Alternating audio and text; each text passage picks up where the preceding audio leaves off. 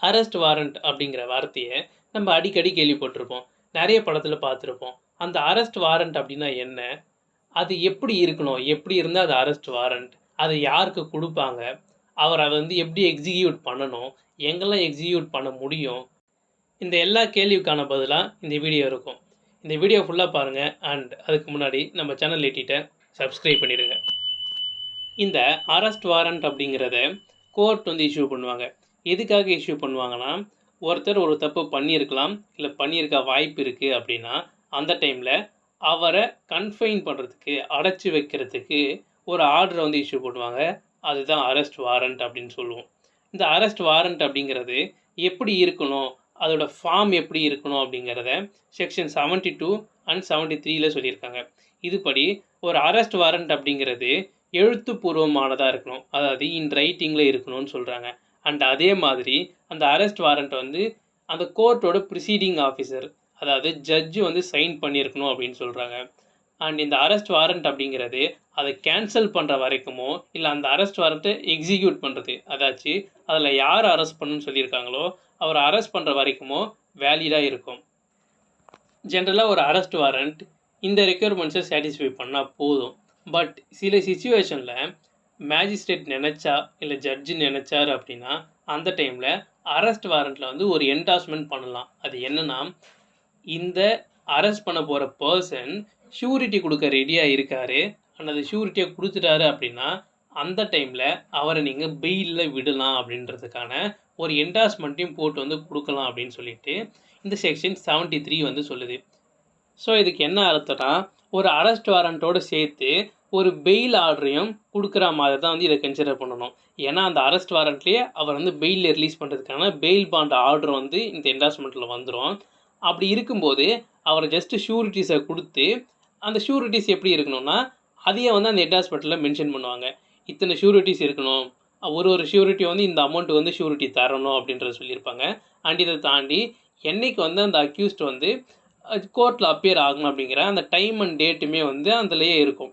So இப்படி எல்லா டீட்டெயிலும் அதிலே இருக்கிறதுனால அந்த அரெஸ்ட் வாரண்ட்டே வந்து ஒரு பெயில் ஆர்டராக மாறும். அந்த டைமில் ஷூரிட்டியை கொடுத்துட்டு அவர் வந்து ரிலீஸ் ஆகிக்கலாம். இந்த அரெஸ்ட் வாரண்ட்டை யாருக்கு கொடுக்கலாம் அப்படிங்கிறது ஒரு கொஷின். அதாவது நீங்கள் யோசிச்சு பாருங்கள், போலீஸ் மட்டும்தான் அரெஸ்ட் பண்ண முடியுமா? போலீஸ் மட்டும்தான் அரெஸ்ட் வாரண்ட்டை எக்ஸிக்யூட் பண்ண முடியுமான்னு கேட்டிங்கன்னா கிடையாது. ஒரு மேஜிஸ்ட்ரேட்டோ இல்லை ஒரு ஜட்ஜோ நினைக்கிறாரு, ஒரு பர்டிகுலர் பர்சன் அரெஸ்ட் பண்ணுறதுக்கு போலீஸை தாண்டி வேறு யாராவது வந்து யூஸ்ஃபுல்லாக இருப்பாங்கன்னு நினச்சா அவங்களுக்கு கூட வந்து இந்த அரெஸ்ட் வாரண்ட்டை ஆஃபர் பண்ணலாம். போலீஸை தாண்டி வேறு யாருக்காவது அரெஸ்ட் வாரண்ட்டை கொடுக்கணும்னா அப்போது அவர் சீஃப் ஜுடிஷியல் மேஜிஸ்ட்ரேட்டோ இல்லை மேஜிஸ்ட்ரேட்டாக ஃபஸ்ட் கிளாஸாகவோ இருக்கணும் அப்படின்னு சொல்லிட்டு இந்த செக்ஷன் சொல்லுது. இதை தாண்டி ஒரு பர்டிகுலர் சிச்சுவேஷன்ஸில் மட்டும்தான் வந்து இந்த arrest warrant to any other person அப்படிங்கிற இந்த கான்செப்டை வந்து யூட்டிலைஸ் பண்ண முடியும். அது எப்போனா, அந்த பர்சன் யார் அரெஸ்ட் பண்ண போகிறாங்களோ அவர் வந்து ஒரு எஸ்கேப்பான கன்விக்டாக இருக்கணும். அதாச்சு அவருக்கு நீங்கள் தான் வந்து தப்பு பண்ணியிருக்கீங்க, உங்களுக்கு இத்தனை வருஷம் சிறை தண்டனைன்னு சொல்லிட்டு கன்விக்ட் பண்ணியிருக்காங்க, அவர் வந்து இவர் தான் குற்றவாளின்னு வந்து சொன்னதுக்கப்புறம் அவர் தப்பிச்சிருந்தாலோ, அப்படி இல்லைனா அவர் வந்து தேடப்பெறும் குற்றவாளியாக அறிவிச்சிருந்தாலோ, அப்படி இல்லைனா ஒரு காக்னிசபிள் அஃபென்ஸ் வந்து பண்ணியிருக்காரு அண்ட் அதை பண்ணதுக்கப்புறம் அவரை அரெஸ்ட் பண்ண சொல்லி அரெஸ்ட் வாரண்ட்டு கொடுத்துருக்காங்க, ஆனால் அவர் அந்த அரெஸ்ட்லேருந்து எஸ்கேப் ஆகி போக ட்ரை பண்ணுறாரு அப்படின்னா, அந்த டைம்லேயே வந்து இந்த arrest warrant to any other person அப்படிங்கிற இந்த கான்செப்டை யூஸ் பண்ணலாம். அண்ட் இந்த arrest warrant to any other person அப்படிங்கிற இந்த கான்செப்டில் ஒரு ப்ரொசீஜர் இருக்குது. அது என்னென்னா, இந்த அரெஸ்ட் வாரண்ட்டை ஏதோ ஒரு பர்சனுக்கு கொடுக்குறாங்கன்னா அந்த பர்சன் அதை வந்து என்டாஸ் பண்ணணும். அதாச்சு நான் வந்து அதை ரிசீவ் பண்ணிட்டேன் அப்படிங்கிறத அக்னாலேஜ் பண்ணி அதை ஒரு என்டாஸ்மெண்ட் கொடுக்கணும் இன் ரைட்டிங்கில். அண்ட் இந்த அரெஸ்ட் வாரண்ட்டை இஷ்யூ பண்ணதுனால அவரை போய் எங்கே வேணால் தேடி பிடிக்கலாம் அப்படிங்கிறது கிடையாது. ஒன்லி அவர் இன்சார்ஜாக இருக்கிற பிளேஸுக்குள்ளே அந்த அக்யூஸ்ட் உள்ளே வந்தார்னா மட்டும் அந்த டைமில் மட்டும்தான் வந்து அரெஸ்ட் பண்ணுறதுக்கு பவர் இருக்குது. ரொம்ப சிம்பிளாக சொல்லணும்னா, ஒருத்தர் வந்து ஒரு கடை வச்சுருக்காரு, ஹோட்டல் வச்சுருக்காருன்னு வச்சுப்போமே, அந்த ஹோட்டல் வச்சுருக்க பர்சனுக்கு வந்து இந்த அரெஸ்ட் வாரண்ட் வந்து இஷ்யூ பண்ணுறாங்க. அதாச்சு அவருக்கு வந்து அரெஸ்ட் பண்ணக்கூடிய பவரை வந்து கோர்ட் வந்து கொடுக்குது அப்படின்னா, அந்த டைமில் அவரோட ஹோட்டலுக்குள்ளே யாருக்கு அகெயின்ஸ்டாக அந்த அரெஸ்ட் வாரண்ட் கொடுத்துருக்காங்களோ அந்த அக்யூஸ்ட் வந்தாருன்னா அந்த டைமில் மட்டும்தான் அவரால் அரெஸ்ட் பண்ண முடியும். வெளியே எங்கேயும் ரோட்டில் போகும்போதெல்லாம் வந்து அரெஸ்ட் பண்ண முடியாது. அப்படிங்கிறதையும் இந்த செக்ஷனில் சொல்லியிருக்காங்க. அண்ட் ஒன்ஸ் அந்த அரெஸ்ட் வந்து அவர் பண்ணதுக்கப்புறம் அந்த அக்யூஸ்டை பக்கத்தில் இருக்க ஒரு போலீஸ் கிட்ட வந்து ஹேண்ட் ஓவர் பண்ணணும். அண்ட் அந்த போலீஸ் ஆஃபீஸர் தான் வந்து அவர் வந்து மேஜிஸ்ட்ரேட்டுக்கு ஃபார்வர்ட் பண்ணுவார். இதுவே ஒரு போலீஸ் ஆஃபீஸருக்கு ஒரு அரெஸ்ட் வாரண்ட் வந்து கொடுத்துருக்காங்க அப்படின்னா, அந்த போலீஸ் ஆஃபீஸர் அவரால் அந்த அரெஸ்ட்டை வந்து எக்ஸிக்யூட் பண்ண முடியாதுன்னு நினச்சா, அவரோட சப்பார்டினேட்டுக்கு வந்து அவரோட பவர் வந்து டெலிகேட் பண்ணலாம். அதாவது அவரே டைரெக்டாக போயிட்டு அரெஸ்ட் பண்ணாமல் அவருக்கு கீழே வேலை செய்கிறவங்கள அனுப்பிச்சு வந்து அந்த அரெஸ்ட்டை பண்ண சொல்லலாம். அதுக்கு அவர் பண்ண வேண்டிய ஒரே விஷயம், அவருக்கு மேஜிஸ்ட்ரேட் கொடுத்த அந்த அரெஸ்ட் வாரண்ட் இருக்குல்ல, அதில் வந்து ஒரு என்டாஸ்மெண்ட் பண்ணி அவரோட சப்பார்டினேட் வந்து அந்த அரெஸ்ட்டை வந்து எக்ஸிக்யூட் பண்ணுவார் அப்படிங்கிறத அவர் வந்து சொல்லியிருக்கணும். ஒரு அரெஸ்ட் வாரண்ட்டில் என்னென்னலாம் இருக்கணும், அந்த அரெஸ்ட் வாரண்ட்டை யாருக்கெல்லாம் கொடுக்க முடியும் அப்படிங்கிறது இப்போ தெரிஞ்சிச்சு. நெக்ஸ்ட்டு நம்ம தெரிஞ்சுக்க வேண்டிய விஷயம், ஒரு அரெஸ்ட் வாரண்ட்டை எக்ஸிக்யூட் பண்ணுறதுக்கான ப்ரொசீஜர் என்ன அப்படிங்கிறதான். ஒரு அரெஸ்ட் வாரண்ட் அப்படிங்கிறத ஒரு மேஜிஸ்ட்ரேட் இஷ்யூ பண்ணிட்டார் அப்படின்னா, அந்த அரெஸ்ட் வாரண்ட்டை இந்தியா ஃபுல்லாக எங்கே வேணால் எக்ஸிக்யூட் பண்ணலாம். அதாச்சு சென்னையில் வந்து அரெஸ்ட் வாரண்ட் இஷ்யூ பண்ணால் கூட டெல்லியில் போயிட்டு அவர் அரெஸ்ட் பண்ணலாம். இதுதான் வந்து இதுக்கான அர்த்தம்.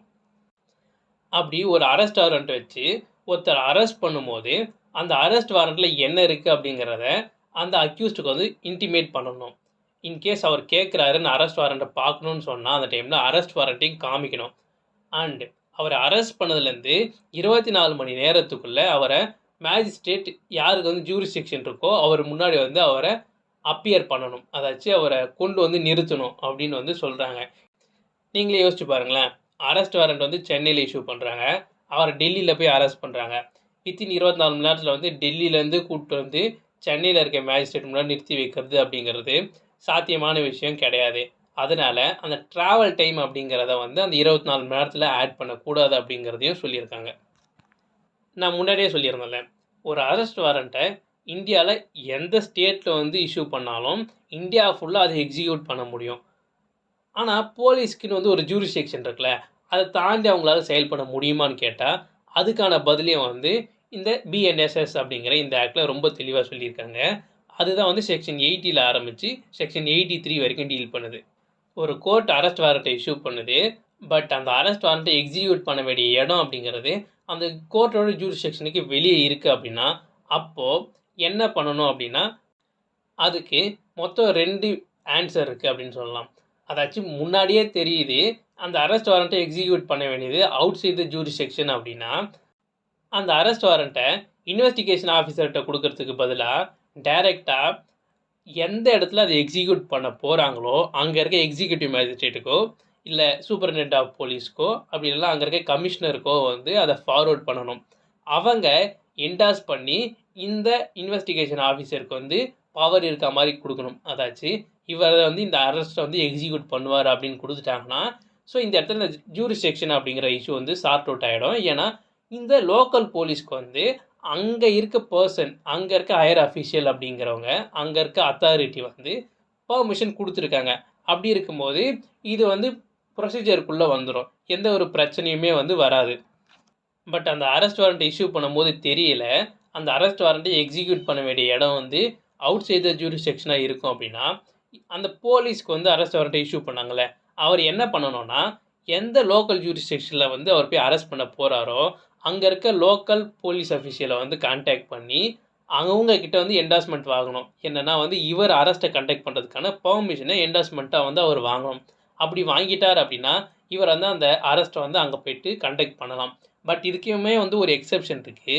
இன்கேஸ் அந்த என்டாஸ்மெண்ட்டை வாங்கிறதுக்கு போனால் இந்த அக்யூஸ்ட் வந்து தப்பிச்சு போயிடுவான் அப்படின்னா அந்த டைமில் அந்த மாதிரி அன்னெசரி டிலேவாக வந்து அது காசு ஆகும் அப்படிங்கிற பட்சத்தில் அந்த டைமில் இந்த என்டாஸ்மெண்ட் இல்லாமலே கூட அரெஸ்ட் வந்து கண்டக்ட் பண்ணலாம் அப்படிங்கிறதையும் வந்து சொல்லியிருக்காங்க. இதுக்கு முன்னாடி சொன்ன 2 விதத்தில் வந்து ஏதோ ஒரு விதத்தை யூஸ் பண்ணி அந்த அரெஸ்ட்டை கண்டக்ட் பண்ணிட்டாங்க அப்படின்னா நெக்ஸ்ட்டு என்ன பண்ணணும், எந்த மேஜிஸ்ட்ரேட் முன்னாடி வந்து அவரை கொண்டு வந்து அதாவது அரெஸ்ட் பண்ண அந்த அக்யூஸ்ட்டை கூட்டிகிட்டு போயிட்டு நிறுத்தணும் அப்படிங்கிற கேள்வி வரல. அதுக்கு வந்து 2 விதம் இருக்குது.